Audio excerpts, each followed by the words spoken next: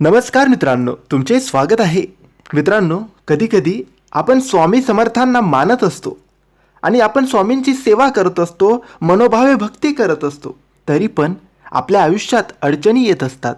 कधीकधी आपल्याला वाईटातले वाईट प्रसंगांना सामोरे जावे लागते.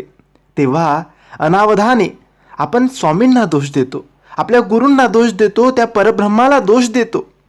कधीकधी प्रश्न पडतो की हे सगळे माझ्याबरोबरच का होते, मीच का, मी इतकं त्यांना समर्पित होऊन पण मलाच त्रास का होतोय.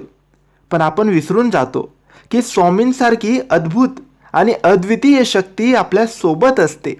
कधीकधी आपल्याला नकळत आपल्या संकटांचे ओझं आपल्यापर्यंत व्हायच्या आधी कित्येक पटीने स्वामी समर्थ ते हलकं करून आपल्याकडे पाठवतात.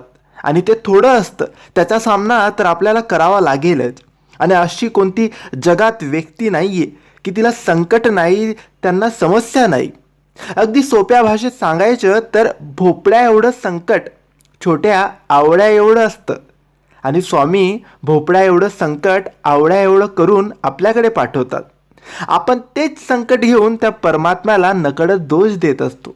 स्वामींनी किंवा कोणत्याही दैवी शक्तीने असं नाही सांगितलं की तुम्हाला संकट आणि समस्या येणारच नाही.